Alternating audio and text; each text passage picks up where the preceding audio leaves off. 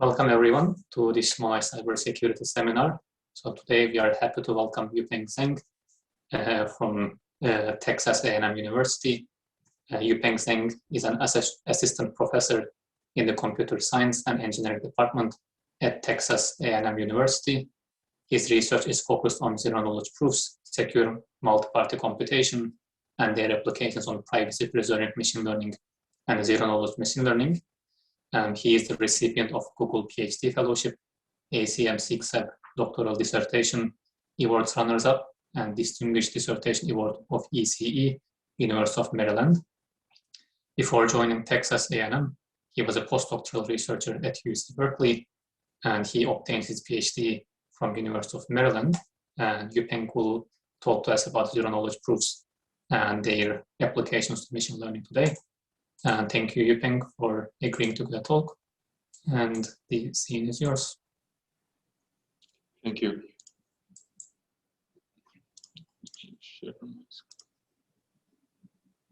Yep, all good. Yep, all good. Thank you. Okay, great. Right, thank you so much for the introduction, and thank you very much for inviting me to give this talk. I'm Yupeng from Texas A&M University, and my research is mainly on applied cryptography. And today I'm going to talk about some of the recent works on zero-knowledge proofs and their applications to machine learning. But feel free to interrupt me for questions during the talk. Yeah, though I cannot see the chat, just please speak up if you want to ask anything. So, as everyone already knows, machine learning has seen a significant progress in recent years and have found many applications in various domains. It can be used for image processing, speech recognition, even playing the game Go, and more recently, it can be used to discover new structures of antibiotics. We have so many cool applications using machine learning, and everyone is talking about AI now. Okay. Despite these great success, there are also many security issues in machine learning. And the one I'm going to talk about today is called integrity issues in machine learning. So I'm going to show that through some examples. The first one is the reproducibility. Okay. There are many machine learning models claim to have high accuracy on some data sets, but later nobody can reproduce those results at all. Okay. And this reproducibility issue is a very ongoing debate in the machine learning community. To take it one step further, even if you have such a high quality machine learning model, how can we make sure that those companies are really using these machine learning models in their products? Okay. And this one is an extreme case. So about 2 years ago, there was a startup company making those autonomous delivery bots.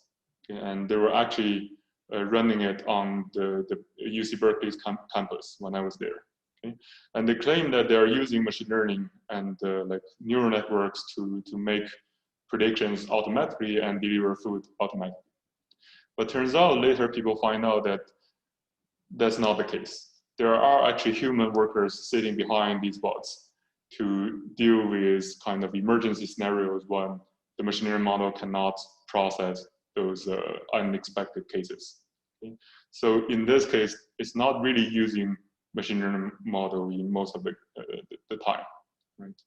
So that brings us the question about the validity of these machine learning technologies.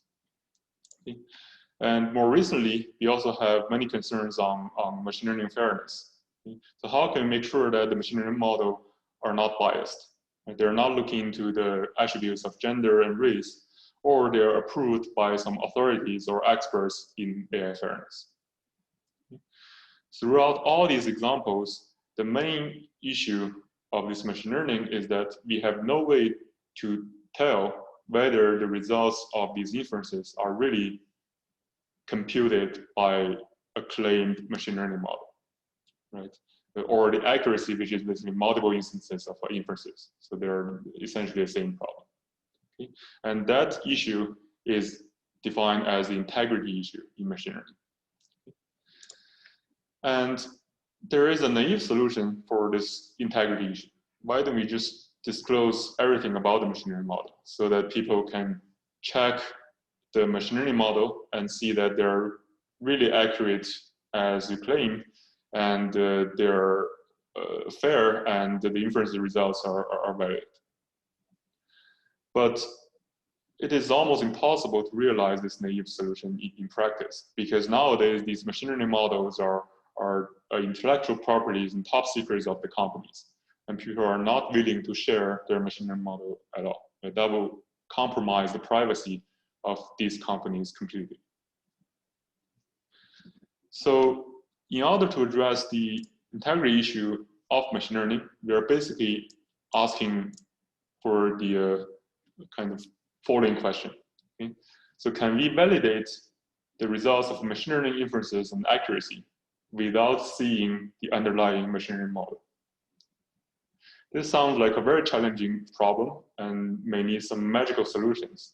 And for those magical things, we really ask Turing Award winners. Okay? And very likely they already solved it 40 years ago.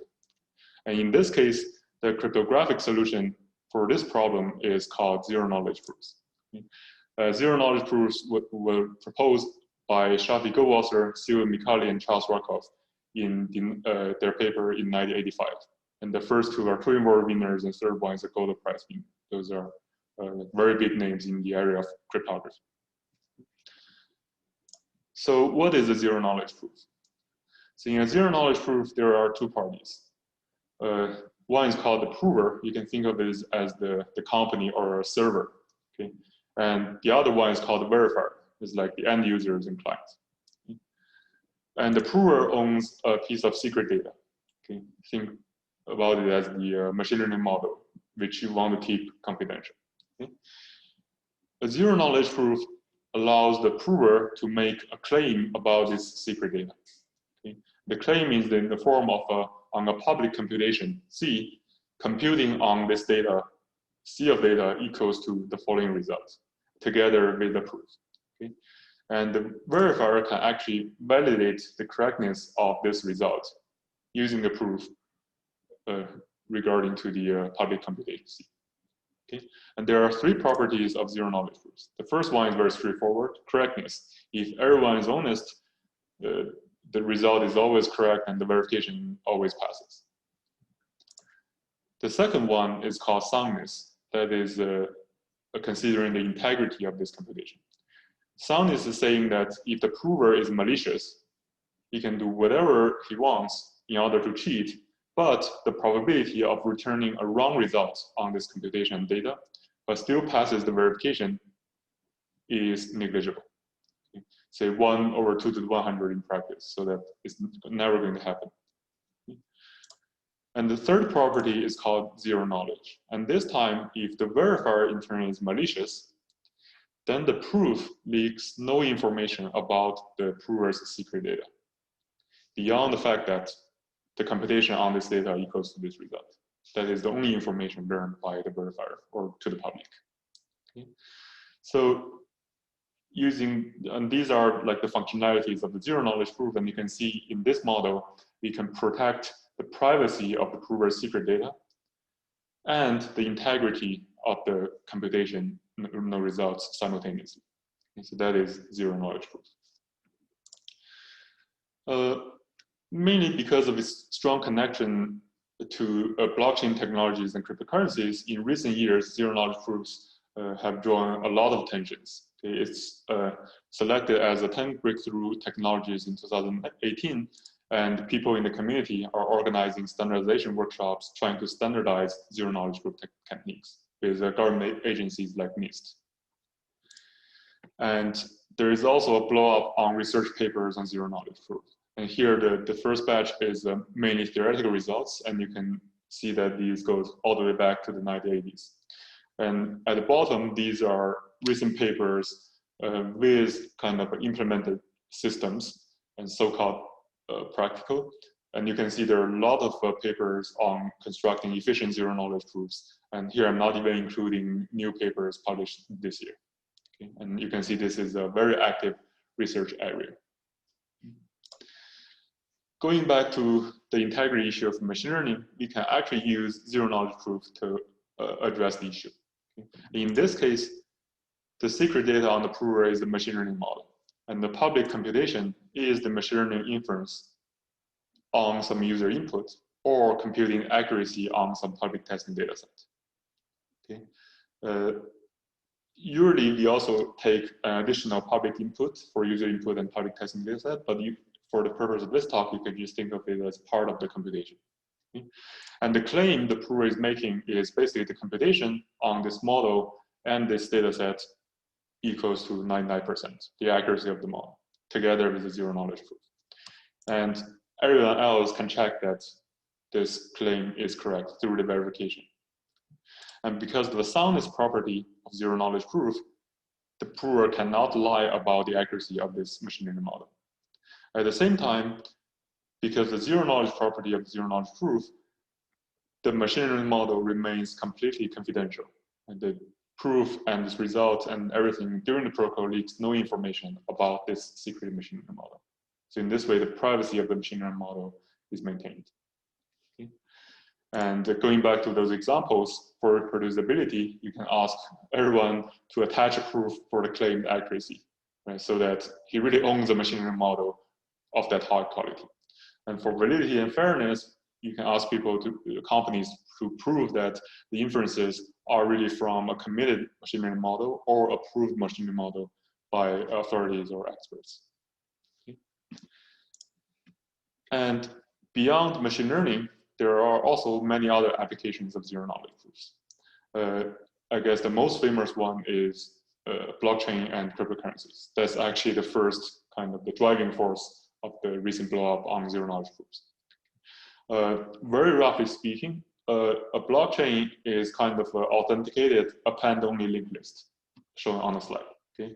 And each block or each node in the linked list contains a hash pointer to the previous block. Okay? And then we are going to post all these transactions to the block, and everybody check their validity, and we can reach a distributed consensus. And that's a blockchain in one sentence. Okay? But because we need to post all of our transactions to the blockchain, there is no privacy notion of these transactions. Everyone in the world can see exactly which account is transferring how much money to others.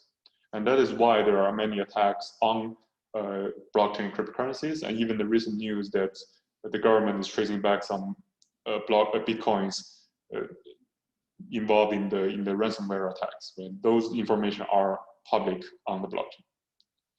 And in order to address this privacy issue, the answer is zero-knowledge proof. We can actually use zero-knowledge proof to build privacy-preserving cryptocurrencies. And the very high-level idea is to replace these transactions with zero-knowledge proofs, proving that the transactions are valid. Okay? And because of the soundness property, you cannot lie about the transactions. You cannot do double spending. And because with zero knowledge, these proofs leak no information about the transactions, so that nobody can know who is the sender, who's the receiver, and the amount of the transactions. Okay, so this is a cool application of zero-knowledge proof to blockchains. And more recently, people are also thinking about using zero-knowledge proofs to do vulnerability disclosure and bug bounties. Okay. And in this case, the secret data is a secret program. Think about the source code of the program. And the prover can prove to the public that there is a bug in the program or is bug-free through some program analysis as the public function. Okay? And again, because of integrity, the proof and the result is valid.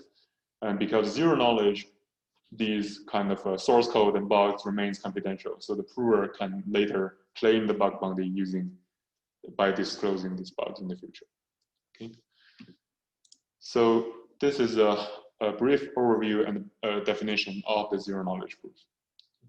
And in the rest of my talk, I'm going to first talk about some of our recent work on generic zero knowledge proofs based on interactive proofs. And the second half, I'm going to talk about the particular application of zero knowledge proofs for machine learning, like neural networks and decision trees. Okay, let's start.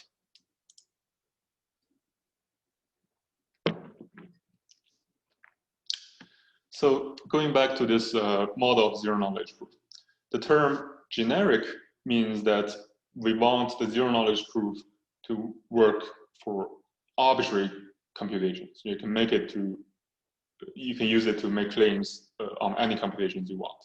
Okay? And how can you claim that it works for any computation? So a very common practice in cryptography is to model computations as circuits, either arithmetic circuits or Boolean circuits. In this case, we are going to use arithmetic circuits. And because circuits are universal, right, it can capture any computations that can be done on your computer. Because you have essentially the chips and memories on the computer, you can think of it as a huge circuit. Okay? In this way, if you have a protocol for any circuit, you can claim that it works for any computation, and thus the name generic zero-knowledge proof or general purpose zero-knowledge proof. And in zero-knowledge proof, we are interested in the following efficiency measures. First, we have prover time. That is the time for the prover to generate this proof, the overhead on the prover side. And then we have proof size, the size of this proof or the communication. Okay? And the verifier time, the time to validate the result and the proof. Okay? And in many applications, including the ones I mentioned before, we want this proof size to be succinct, to be much smaller than the size of the computation and the secret data. Okay? Both asymptotically and concurrently.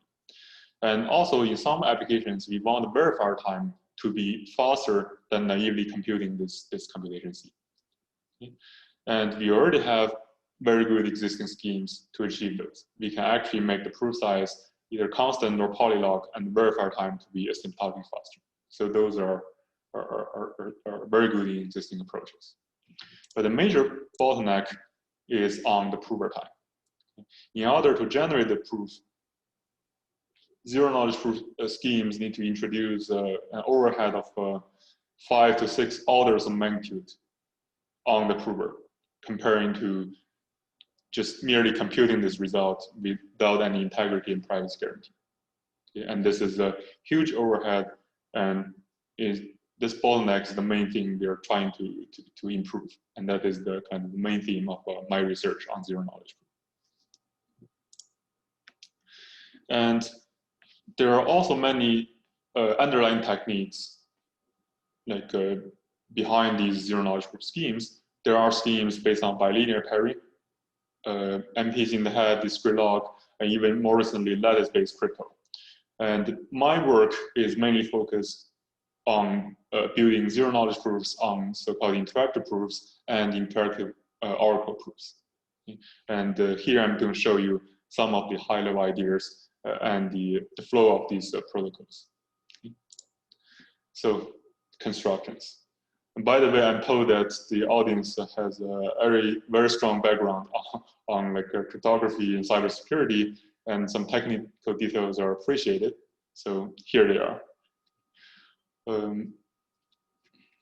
The number one kind of idea behind so-called interactive proof is the power of random challenges. Okay? And I'm going to show you through a simple overmark example. Okay? And for the purpose of these examples and also throughout this talk, let's focus on the correctness and soundness of these protocols first. And how can we make sure that the computation done by someone else is correct? Okay? And let's ignore the zero-knowledge part for the time being. And also often the case, if you have a protocol that is correct and sound, it is actually not very hard to make it zero-knowledge by adding some randomizers into the protocol. Okay, so let's focus on correctness and soundness. And this Wehrmacht example is called polynomial interpolation. Okay? And the setting is as follows. We have a verifier holding a polynomial, fx, in the form of the roots. Right? It's x plus 3 times 3x plus 5 times 2x plus 7. And she wants to interpolate this polynomial to the form of coefficients. Right? Fx equal to something plus something x plus something x squared and so forth. But if she does so naively, it will take quadratic time in the degree of the polynomial. Okay? And even using some better algorithms like a fast Fourier transform, still it will take d log d time, quasi-linear. Okay? But the verifier is too lazy. She doesn't want to compute this computation on her own. So she will ask the prover, what is the interpolation of this polynomial? The prover says, here is gx equals to this one. Take it. Now the question is, how can the verifier validate that this g of x is really the correct interpolation of fx? And turns out there's a very simple verification. You only need to pick a random value r and test whether f of r minus g of r equals to 0. And the claim is that if it equals to 0 with overwhelming probability, the two polynomials are the same. Gx is the correct interpolation of fx. Why is that? The proof is also very simple by contradiction. If the prover is lying, fx is not the same as g of x, but still it passes the verification. It means that r is actually a root of this non-zero polynomial fx minus gx. But how many roots are there for a polynomial? Same as the degree, right? In this case, 3. But r is chosen randomly. So the probability of r happens to be the root of this polynomial is extremely low. The 3 over the size of the random space. So if you pick r randomly in the domain of like 100-bit integers, this probability is like 3 over 2 to the 100. It's never going to happen in practice. Okay, that is why this verification works. And this is actually the famous Schwarzschild lemma. And you can actually extend the case to multivariate polynomials. And by the way, it is also very meaningful in practice because the verifier time is actually faster than computing the interpolation, because it only takes linear time to compute fr minus g of r, which is faster than doing the interpolation naively. Okay? So this is an example of using random challenge to validate the correctness of the result. With this example in mind, let's get to some more serious protocols. Okay? And the name of this protocol is called sum check protocol. It is also for a particular computation, not general purpose, but this is a very fundamental protocol in almost all interesting protocols in interactive proofs. This is the major building block in all of these constructions. Okay? So the sum check problem is as follows. We have a polynomial fx.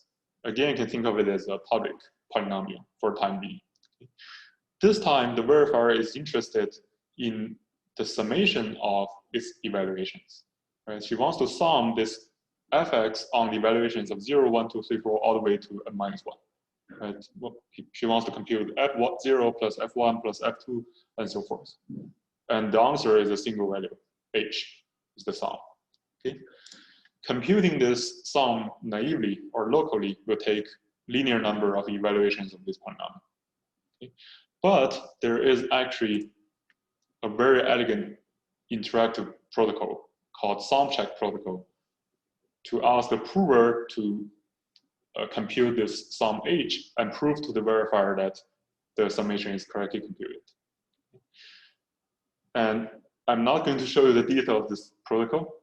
Feel free to refer to my papers or some textbook in interactive proofs. But this protocol has the following properties. Okay? The proof size is only order of log n. Okay?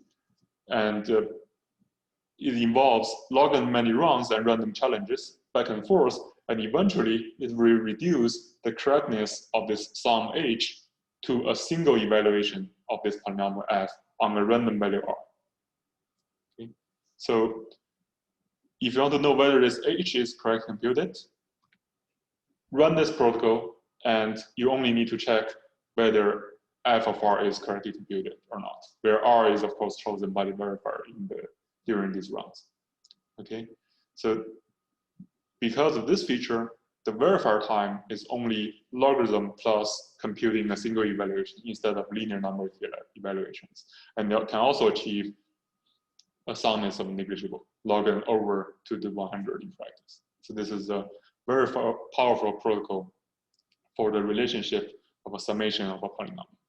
Okay, and by the way, in the real protocol, this polynomial is actually a multivariate polynomial. And these random challenges, like this R, eventually will be a vector of random values, but I'm not going to differentiate them in this talk. Okay, so the takeaway message here is that whenever you see something expressed as a summation, you should feel very excited. You can apply the sum check protocol to reduce the correctness of the result to only a single evaluation of the polynomial inside the sum at a random point. Okay, that is the sum check protocol. With this protocol as a building block, we can actually give a construction for general purpose computations modeled as arithmetic circuits. And this protocol was proposed by Goldwasser, Kalai, and Rothblum in 2008. Okay, and we refer to it as the GKR protocol. Okay. So now it becomes generic. We want to prove the result of computation modeled as an arithmetic circuit on a slide. Okay, consisting of addition gates and multiplication gates. Okay, it takes the data as the input and produce the result as the output. We can also label this circuit by layers, right? And we view the output as layer 0 and the input as layer D for that D circuit. Okay. And the first step of this protocol is we are going to define a polynomial VDX using the input data. And by define, I mean that you can think of it as a polynomial interpolation. Right? Let's say the input is A0, A1, A2, A3. Then we want VD0 equals to A0, VD1 equals to A1, and so forth. So in this way, the polynomial VDX captures the full information about the input. And of course, there's a one-to-one mapping, and they are even of the same size. Okay. Similarly, we can actually use the values on each layer of the circuit, right, after evaluating the entire circuit, to define a polynomial in each layer. Okay. V0x, V1x, all the way to Vd minus 1x in this way. Okay, using values in each layer. Once we do that, there is actually a relationship between the polynomials defined by two consecutive layers. Okay. Why is that? Simply because they're connected by the circuit. For example, here's a multiplication gate. It means that V0 evaluated at 0 equals to V1 evaluated at 0 times V1 of 1. Right? By definition, right? That's how we define this polynomial. So this is a well-defined explicit relationship between V0 and V1. And if you try really hard, we can actually write such a relationship between Vix and Vi plus 1x through the form of a summation. Okay, Vix can be written as a summation on a relationship defined by polynomial Vi plus 1x. Okay. And now it's getting to the thing I showed you before, right? And if you're really curious, this is the true equation. I mean, it's very complicated. Of course, it's related to the circuit where you have addition gates, multiplication gates. Again, I'm not going to give you details about this definition, but there is a way to write it formally in the form of a summation. Okay. With this relationship, here's a naive approach for proving the correctness of output. How about the prover sends all these polynomials to the verifier, and the verifier checks that layer by layer they satisfy this relationship and all the way to the input data. Well, it's not very interesting. This naive approach is not very interesting because, as I said, these polynomials are of the same size as the entire circuit, right? Because there's a one-to-one mapping between the polynomials and the values. So checking this relationship is as expensive, if not even more expensive, than computing this circuit locally, right? So you're not gaining anything by doing so. So what else can we do? Well, the answer is random challenges, right? And some check protocols. And the whole flow of this GKR protocol interactive proof is as follows. In the first round, the prover returns a claimed output, which is not trusted, and could be wrong, and is in red on the slide. From this output, the verifier defines a polynomial V0 and evaluates this polynomial at a random point R0. Okay, again, this V0 could be wrong. Okay. For the first layer of the circuit, the verifier is going to execute a sum check protocol with the prover on this relationship for V0 and V1, right? And because the property of the sum check protocol, at the end of the sum check protocol, the verifier only needs to evaluate the polynomial inside the sum at the random point to make sure that the sum is correct, right? And in this case, the verifier does not have V1x. So how is she going to evaluate this polynomial? Well, the answer is, let's ask the prover to return a claim about V1 R1, right? Using this claim, the verifier can complete the sum check protocol. And at this point, still this V1 R1 is not guaranteed to be correct at all. Those are all returned by the prover. But the guarantee is that as long as this V1 R1 is correctly computed, so does V0 R0 and the output, because of the property of the sum check protocol. Okay? So as you can see, this is a reduction of the correctness from the output to a claim about layer 1, one layer above V1 R1, right? And following this idea, we can just do it recursively layer by layer, right? We're going to run one sum check protocol between the prover and the verifier for each layer. Okay? And eventually, the verifier will receive a claim about VDRD from the prover. Again, at this point, VDRD could be wrong, but the guarantee is that as long as this value is correctly computed, so does all the previous messages and V0, R0, and the output of the circuit. Okay, so there's a chain of reduction of correctness. And that is the major idea of this interactive proof. And finally, how do we finish the last step? Well, in the original GKR protocol, it asks the verifier to compute this VDRD directly on the input data and checks that it is the same as the claim from the prover. Okay? That completes the whole reduction and guarantees that the output is correctly computed. So that is the entire GKR protocol. Okay? And my work is mainly focusing on building efficient zero-knowledge proofs on interactive proofs. So the first kind of improvement we made is basically make it a zero-knowledge proof by allowing the prover to have input. Okay? And as you may see, the problem of the original GKR protocol is that eventually the verifier has to access the input data to compute this VDRD, which means that the verifier has to hold all the data. That is different from the model of zero-knowledge proof, because in zero-knowledge proof, the prover wants to prove some computations without disclosing the data, right? So how do we address this problem? Well, Yupeng, I think we have a question, if that's fine. Sure, go ahead. Yep. Go ahead.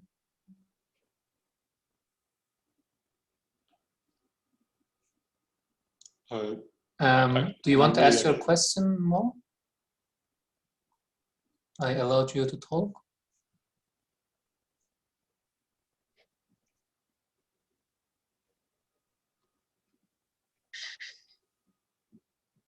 Or we can defer it to the end. Yeah, I think we cannot hear you. Maybe you can type your question in the chat if you like. Yes. You can go ahead, Yupeng. I think once sure. they type out. So I was saying, well, the first kind of improvement to the GKR protocol is to make it a zero-knowledge proof, and the tool is through a tool called polynomial commitment. Essentially, we observe that the verifier is not really like needing the entire input to compute this VDRD. Right? It suffices for the prover to somehow commit to this secret data as a polynomial, and later open this polynomial at a random point RD carried by the verifier. As long as we can satisfy this functionality, we can actually build a zero-knowledge proof protocol on top of the GKR protocol without sending the input data to the verifier. Okay? And this was back to my earlier work in 2017 to propose this framework. Okay? And the second kind of improvement is on improving the efficiency of interactive proofs. Okay? So interactive proof is a very kind of nice protocol. It does not involve any cryptographic assumptions. It's just through random challenges, polynomial evaluations, and so forth. But what is the complexity of the prover time, the overhead to generate this proof? Well, in the original GKR protocol, because it was mainly of a theoretical interest, it's just polynomial time, in particular out of C cubed, where C is the size of the circuit. But in practice, this does not scale at all, right? And with the effort of people in applied crypto, this complexity was improved to order of C log C in this paper. And later, for different types of circuits, for example, regular circuits such as matrix multiplication is reduced to linear. And for like data parallel circuits, it's reduced to C times log C prime, where C prime is the size of a small circuit, and later to nearly linear. And also some of my prior work to improving it to order of C log C prime for different types of circuits. Eventually, in this paper, our paper 2019, we improved the prover time for arbitrary layered arithmetic circuits to linear. Okay? We don't assume any structure of the circuits, and we can always generate the proof in linear time. And that subsumes all the previous results. And also in practice, it's also very concrete efficient. Okay? The running time is only 0.41 microseconds per gate, okay? Which means the overhead or the hidden constant in this complexity is extremely small. It's like 8 or 10. You can maybe improve it slightly, but that's it. So it's a very efficient protocol with the optimal prover time, meaning that you cannot do better than linear because you have to compute the result anyway. Okay? The third improvement is our recent work in this year is we already achieved linear time that is optimal, but the only drawback is that it works for so-called layer circuits, right? Each gate can only take inputs from the previous layer. You cannot take inputs from arbitrary layer. So if you have a general circuit like this on the left, you cannot run the GKR protocol. You have to transform it into a layer circuit by adding some dummy gates, just relaying the input to the output, and then run the GKR protocol. But doing so will introduce the overhead of order of D times C, where D is the depth of the circuit. Okay? And in our most recent work, we actually proposed a new GKR protocol directly on this non-layer circuit, and without introducing any overhead. The prover time is still linear, and proof size and verifier time is just slightly larger than the original GKR protocol. And concretely, the time per gate is only increased to 0.48 microseconds per gate. Okay. So these are kind of three of our recent work on building efficient zero-knowledge proofs on the protocol of interactive proofs and the GKR protocol. Okay.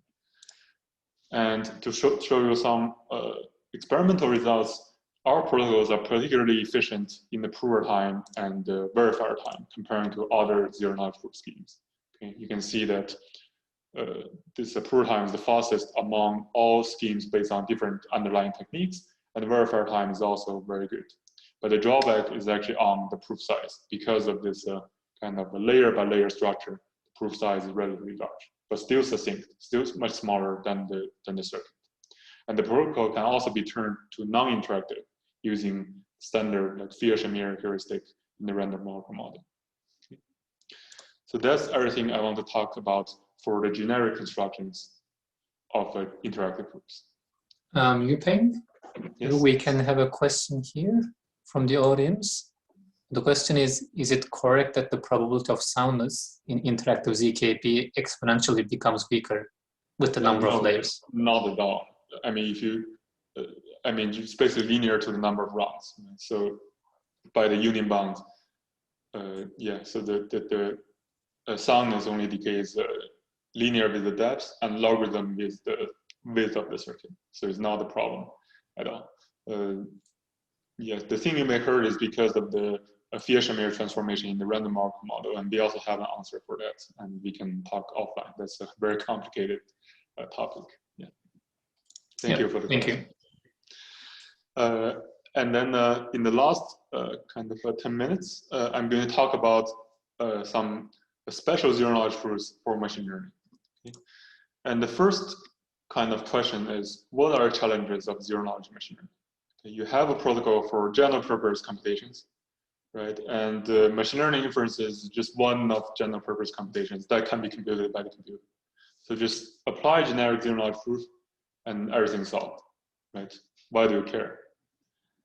Well, the best answer is actually through an internet mean. Okay? In theory, there's no difference between theory and practice, but in practice, there is. Okay? And particularly in this case, generic zero-knowledge proofs often introduce a very high overhead if you apply them directly to machine learning algorithms, like neural networks or decision trees. Okay? And by overhead, I mean both efficiency and scalability, like the memory usage of the proof. To give you some concrete numbers, let's consider an example of a neural network, okay? The VGG16 on the dataset of CPRK. This is actually considered a toy example in the community of machine learning, but it's actually the largest that we can support in our newest paper. Okay? It can never be supported before. It's actually considered very large in the domain of zero-knowledge proof. Okay? This model has 15 million parameters in the model. And if you implement this neural network as a circuit naively, it will take about 2 to the 32 gates, like 4 billion gates for inference. Okay. If you take a look at the general purpose zero-knowledge proof, the LeapSnark, which is the most commonly used zero-knowledge proof in industry, it only scales to the 25 gates on a machine with 16 gigabytes, not beyond that, and takes 30 minutes to generate the proof. Okay. And even with our kind of new zero-knowledge proof protocol, based on interactive proof, it can scale to the 26, a little bit better, with a proof time of 1 minute. Okay. Also better than Snark, but that's it. Okay. So if we want to apply zero-knowledge proof schemes to this VGG16, it would take like hours to days to generate a proof for a single inference. And more severely, we cannot even see that simply because we run out of memory. Right? It's not going to scale to that VGG16 neural net. So then how can we do that? Well, the solution or the idea is that we can actually design special purpose zero-knowledge proofs for common operations in machine learning computations. Okay? In particular, if you're familiar with neural networks, we have fully connected layers, that is matrix multiplication, or convolution layers, right? That is very particularly good for image processing. That's the 2-dimensional convolutions.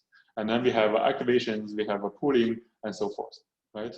And often the case, if you only want to support each type of special operation, we can design very efficient zero-knowledge proofs that can even go beyond the barrier of linear proof time.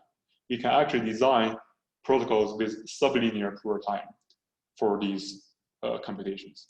And the first example is for matrix multiplication. Okay? And the protocol is proposed by Justin Taylor in this paper. Okay? And this one is just basic math, right? If you want to multiply two matrices A times B equals C, then Cij just equals to sum of Aik times Bkj, right? And immediately, once you see this summation, right, we can actually express it in the form of a polynomials, right? Polynomials C, xy, A, xz, B, zy defined by those matrices, right? And we can directly apply a sum check protocol on this equation to check the relationship of matrix multiplication. And the additional proof time to generate the proof is only n squared. Okay? That is faster than computing the result in n cubed, right? And the proof size is order of n log n. And the reason why this is possible is because this is a very kind of fundamental idea in zero-knowledge proof. We are verifying the computation. We are not computing it from scratch, which means that we don't necessarily verify each step of the computation. You only need to come up with an algorithm to validate the result, given that the result is already computed. That's why for these special operations, we can actually have protocols that is with a proof time that's even faster than computing, given the computational results.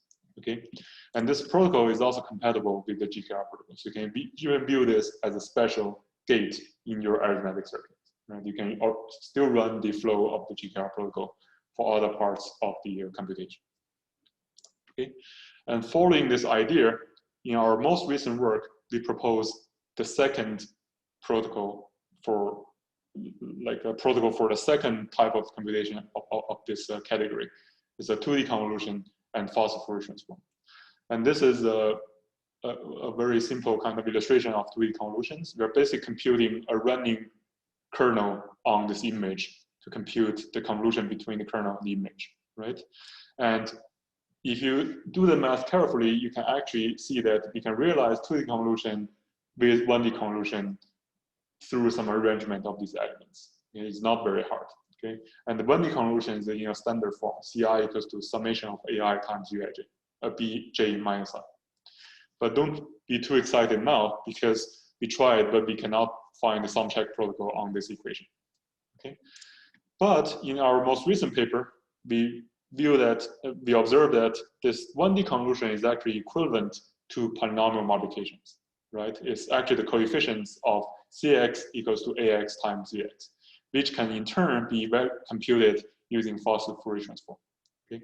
So if you have a nice protocol for fast Fourier transform, you can support polynomial multiplications and 1D convolution and 2D convolutions efficiently. Okay? And long story short, we have such a protocol. Okay? And I guess I'll go a little bit quicker on this slide. So the purpose of FFT is to evaluate the polynomial at powers of roots of unity, right? Omega to the n equals to 1 modulo p. Okay? And this is the formal definition of the FFT. Okay? And you can actually treat it as a matrix vector multiplication, where the matrix is this Fourier matrix. Okay? You just substitute different powers of omega to this polynomial, you will get this nice matrix F. Okay?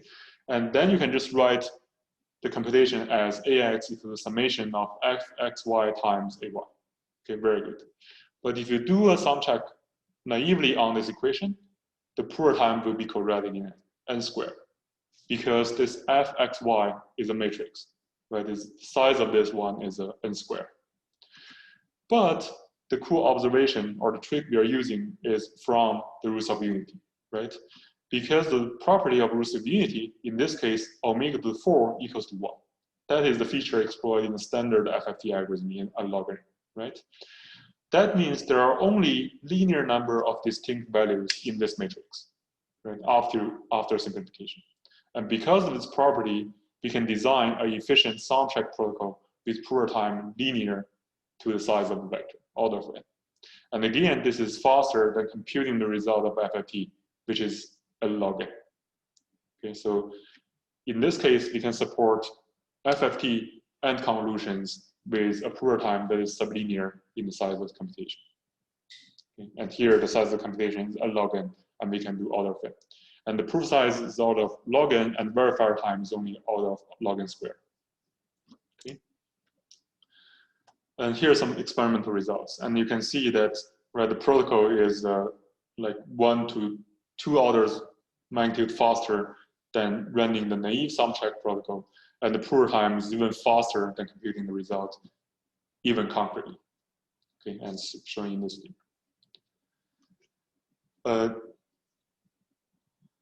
Just building on this protocol for matrix multiplications and convolutions, we can actually construct very efficient zero-knowledge proofs for convolutional neural networks and fully connect neural networks with some additional optimizations on ReLU, max pooling, and other things. Okay? And eventually, we can actually generate a zero-knowledge proof for a VG16 neural network in only 163 seconds. Okay? And it takes 172 milliseconds to verify the proof and 200 kilobytes of the proof size, which is much smaller than the size of the VG16 model with the 15 million parameters. Okay? And these are orders of magnitude faster than existing work. Note that they cannot even scale to this work, and those numbers and their numbers are estimated. Okay? So finally, we also have some cool work on decision trees, and I only actually have 1 or 2 slides for this. I'm not going to go into the details of this thing, just to note that we are facing very different challenges for decision trees. Okay, for neural networks, it can be expressed as a circuit naively, but just the scalability is too big. But for decision trees, we have those conditional jumps, right? If, else, and things, and they're not circuit friendly. If you implement it naively as a circuit, you will take exponential size in the depth of the tree. Okay, and we managed to reduce it to a circuit efficiently through this whole kind of permutation networks and validations and so forth. And the circuit size is only linear to the height of the tree and number of attributes. Okay. And if you're interested, please check our paper that's published in 2020 in CCX. So to sum up, in this talk, I went through the background of zero-knowledge proofs and show you some generic constructions that works on arbitrary circuits based on the idea of random challenges and interactive proofs.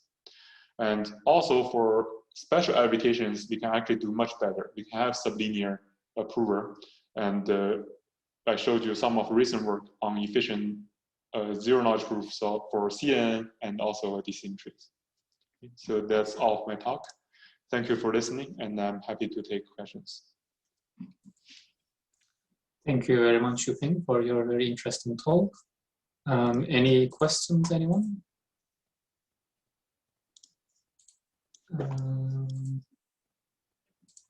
Go ahead, Mo, you should be able to talk.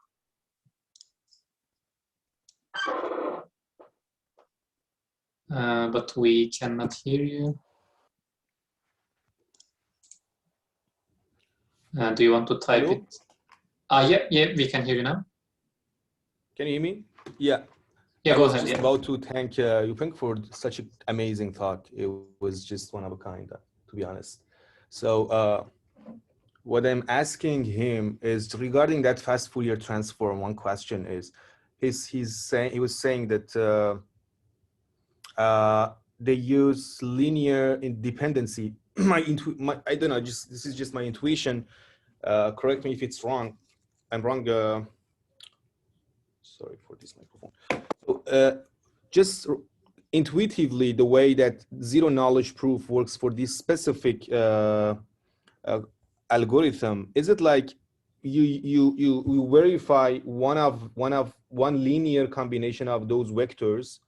That's, say, let's call it a proof size divided by the entire space.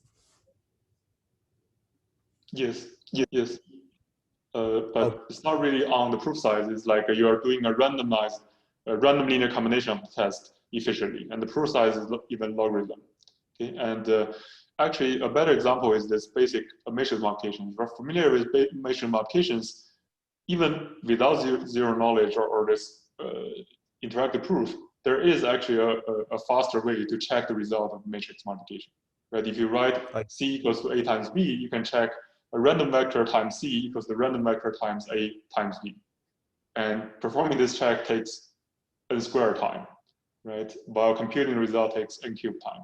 So that is the idea behind these checks. And the special thing about this thing is we are trying to come up with a sum check protocol to further reduce the proof size to logarithm and make them compatible with the original general purpose zero-knowledge proof, so that we can construct the entire zero-knowledge proof for the computation. Is it true that we can say that, for example, we could come up with any sort of zero proof knowledge? Because my knowledge in zero proof knowledge is not much, but your talk was really instructive. So is it true to, in different kind of problems, you consider a space with at least 1 or 2 dimensions lower than the global space, and you test on that subspace, and like something like the intuitive example you propose for this multiplication of a polynomial function. So the number of roots compared with the entire space is negligible. So that's why the proof works. And here is the linear. So is this intuition actually correct? It's just a fundamental question that we verify. Very good. Yes. Yeah. Yeah, I think it's correct, but also be careful about, so if you replace any of these operators with, for example, minimum or maximum, that's not going to work, which means that your intuition is correct, but they also require some algebraic structure in this kind of, I mean the space you defined. Oh, yes, yes, I see. But yeah, supremum or infimum doesn't work. It should be exact values, I guess. Well, not exactly, maybe invertible or like a commutative or something like that. Yeah, so it will be a very interesting direction to if you can generalize this to a large category of such things. Yeah. Yeah. So one last question I have, and it's just about the motivation of your work. One of them was about the fairness and AI in fairness. How do you think that this can be linked to the fairness? Like more in a specific way. Yes. So, but that one is just like a very high level maybe an example, and there are several ways that this can be related to that. The one I showed you is basically to prove that this machine learning model is approved by some experts, right? That they claim that they checked it is fair, and then you can show that the inference is really from such a model, right? You just prove the inference together with like a signature or something like that. So that's one way of relationship. Yeah, I also have some other ongoing work on, right, how do you prove that a machine learning model is fair to some definition. And those involve some program analysis tools. And you basically need to have a zero-knowledge proof for that program analysis. Right? You have a kind of a computation taking a machine learning model as an input and output, whether this is fair or not. This is a completely different research area, and I don't know minimum of this area. But I can give you an efficient zero-knowledge proof for this computation once they have it, or yeah, they already have it. What specifically is, what is that computation? For example, when you talk about this, the integrity of machine learning models and the way that you claim that this is the model I have, I wanted to check the first two property you said about validity and reproducibility, say. That I can't feel the link between the building blocks you propose at the end of your talk with them. But when it comes to the AI fairness, I don't know either of these building blocks that you, in your work, you propose solution for zero knowledge implementation, how they are, which one and how they're gonna be linked. I ignore the how question, but if you can just tell me, for example, this one and that one is probably linked to the AI fairness. Well, that's first of all, the general purpose zero knowledge proof is definitely linked to that, because at least you need a general purpose zero knowledge proof for that computation, right? And then some of the techniques, for example, for the in-tree parts, usually those computations are involving a lot of branching, right? If else, right? If you look into the attributes of race, it's not fair, right? How do you turn this one efficiently into a zero knowledge proof protocol that involves handling if else, loops, and the conditional jumps and these things? And these techniques will be related to this question. Oh, thank you very much. Yeah. Thank you. Can I ask a question? Yeah, go ahead. First of all, thanks for this amazing talk. Yeah, I personally learned a lot. So I have a question, because you have a slide talking about how to support the nonlinear functions in neural network, but you went through that slide very quickly. So could you please elaborate on the idea of how to support ReLU, like pooling or even softmax? So, yeah, this. Yeah. This one. Yes, one. Well, first of all, actually, that goes back to the question of minimum maximum comparison. So if you want to compute, let's say the comparison of two numbers, which one is larger, or if the number is larger than zero, there's no better way than bit decomposition. You have to decompose the binary bits of this number, and this is supported in zero knowledge proof by providing these bits as part of the business. Okay. And so the answer for that is it can be handled, and that's basically the best you can do. There's nothing much. If you say that you can compare a number without going into bits, don't work on zero knowledge proof. We have many more implications on math and other domains, right? But in our work, we show that we can just do one-time bit decomposition to support ReLU max pooling and also rounding of these numbers for like real numbers at the same time. So that is the thing I wanted to say on this slide. Okay, I see. You don't need to do it again and again for different things, because these are connected, right? You do a ReLU function to compare with zero, and do max pooling to get the maximum number of a slot, and then you maybe want to do rounding because everything is on a finite field. All these things can be done in one shot with a bit decomposition. Thank you for the clarification. Yeah, I'll ask a quick follow-up question. So you don't have these like exponential functions like sigmoid and so on, right? In your ML? Yeah, usually the way to handle those are through like approximations using polynomials. Okay. So if you really want to support like a natural base exponentiation, first of all these circuits are handling finite fields or Boolean circuits, right? So real number is not even defined. And if you really want to follow the specification of this natural-based exponentiation on your computer, you can do that. Then the question is whether it works to do that thing to that extent. But so it's possible. Basically, no one has looked into any particular optimizations for that. And if you do it naively, it may take 10,000 gates to even implement one natural-based exponentiation. So if you have a better solution, that's actually also a very interesting direction to look into. Yeah. Okay. Yeah, I think, do we have any last question? Anyone?